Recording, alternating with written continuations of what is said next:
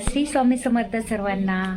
तर सर्वप्रथम सर्वांचं माझ्या चॅनलमध्ये खूप सारे स्वागत आहे. तर आज मी तुम्हाला सांगणार आहे की आता मकर संक्रांत जवळ येत आहे आणि मकर संक्रांतीला संक्रांतीचा शुभ मुहूर्त आणि कोणती साडी घालावी, कोणती घालू नये त्याबद्दल मी तुम्हाला थोडीशी माहिती सांगणार आहे. त्याच्याबद्दल मी हा व्हिडिओ बनवत आहे. तर चला आपण पाहूया शुभ मुहूर्त कोणता आणि मकर संक्रांत का साजरी केली जाते, किंवा कोणती साडी घालावी, किंवा कोणता शुभ रंग आहे, कोणता अशुभ आहे ते मी तुम्हाला सांगणार आहे. या वर्षीची जी मकर संक्रांत आहे ते लाल, हिरवा आणि नारंगी रंग हा तेजस्वी शुभ रंग मानला जातो.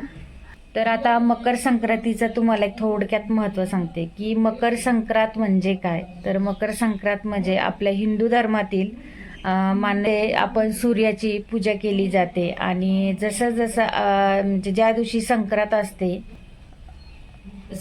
मकर संक्रांतीच्या दिवशी आहे ना, सूर्य मकर राशीत प्रवेश करतो आणि दिवस जो आहे मोठा मोठा व्हायला सुरुवात होते.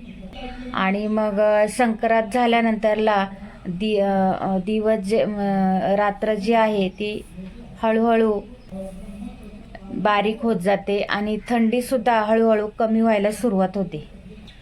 या वर्षी आपल्याला आहे ना पिवळ्या रंगाचं काहीच परिधान करायचं नाहीये. आमच्या मुलांना म्हणा, सुनेला म्हणा, तुम्ही म्हणा, पिवळ्या रंगाचं काहीही आपल्याला परिधान करायचं नाही, म्हणजे घालायचं नाही. हातात बांगड्या असो, साडी असो, किंवा तुमच्या घरात पुरुष लोक असतील ते लोक कधी कुर्ता वगैरे घालत असेल, शर्ट घालत असेल, तर पिवळ्या रंगाचं चुकूनही कोणीही घालायचं नाहीये. तर हा जो रंग आहे, तर या वर्षी जी संक्रांत म्हणजे संक्रांत देवी आहे, ती देवीनी पिवळ्या रंगाचं वस्त्र परिधान केलेलं आहे. त्याच्यामुळं आपल्याला ते वस्त्र वर्ज्य करायचं, म्हणजे आपल्याला ते घालायचं नाहीये. आपण तुम्ही दुसऱ्या कोणत्याही रंगाचं घालू शकता. गुलाबी, लाल, हिरवा, केशरी हे सगळे रंग तुम्ही आवडीने घालू शकता. त्याच्यानंतरला हातामध्ये आपल्याला काचेच्या बांगड्या घालायच्या आहे. मग मकर संक्रांतीला पूजा कधी करायची त्याचा एक शुभ दिवस, शुभ काळ आहे, तो तुम्हाला मी सांगणार आहे. दुपारी 3:13 त्याचा शुभ मुहूर्त चालू होतोय आणि संध्याकाळी 5:45 जो आहे, जे की 6 वाजेपर्यंत त्याचा शुभ मुहूर्त आहे. त्यावेळेतच तुम्ही पूजा करू शकता. तर दुसरा प्रश्न जो आहे की कोणत्या रंगाच्या साड्या घालाव्यात.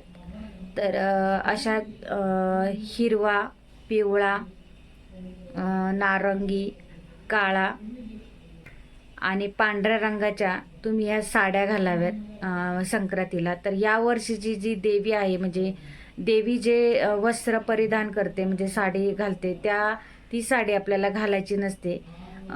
तर देवीनी यावर्षी देवी आलेली आहे वाघावरती, जे की त्याला बालव पण बोलतात. आता पुढचा जो प्रश्न आहे की कोणत्या रंगाच्या साड्या घालू नये. या वर्षी आपल्याला आहे ना पिवळ्या रंगाचं काहीच परिधान करायचं नाहीये. आमच्या मुलांना म्हणा, सुनेला म्हणा, तुम्ही म्हणा, पिवळ्या रंगाचं काहीही आपल्याला परिधान करायचं नाही, म्हणजे घालायचं नाही. हातात बांगड्या असो, साडी असो, किंवा तुमच्या घरात पुरुष लोक असतील ते लोक कधी कुर्ता वगैरे घालत असेल, शर्ट घालत असेल, तर पिवळ्या रंगाचं चुकूनही कोणीही घालायचं नाहीये.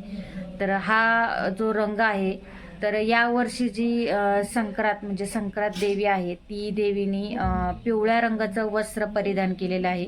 त्याच्यामुळं आपल्याला ते वस्त्र वर्ज्य करायचं, म्हणजे आपल्याला ते घालायचं नाहीये. आपण तुम्ही दुसऱ्या कोणत्याही रंगाचं घालू शकता. गुलाबी, लाल, हिरवा, केशरी हे सगळे रंग तुम्ही आवडीने घालू शकता. त्याच्यानंतरला हातामध्ये आपल्याला काचेच्या बांगड्या घालायच्या आहे. मग तुम्ही हिरव्या रंगाच्या घाला, गुलाबी रंगाच्या घाला, पण त्या काचेच्या घालायच्या आहेत. जे की तुम्ही एका हातात 6 घातल्या तर दुसऱ्या हातामध्ये तुम्हाला 7 घालायच्या आहेत. एक वाढीव बांगडी आपल्याला कधी पण हातात घालायची असते आणि ती घालायची आहे. संक्रांतीला शुभ मानलं जातं आणि बांगड्या घालताना कधी पण पूर्ण बांगड्या कधीच काढायच्या नाही हातातल्या. बांगडी ही वाढवायची असते, काढायची नसते.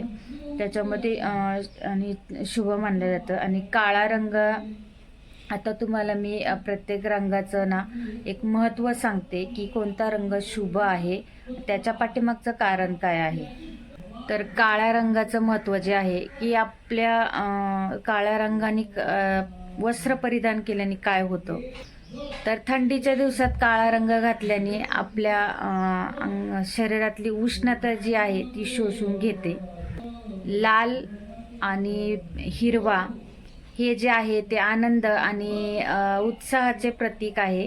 हा रंग उत्साहाचे प्रतीक म्हणून मानले जाते आणि खूप आवडीने याला घातले जाते.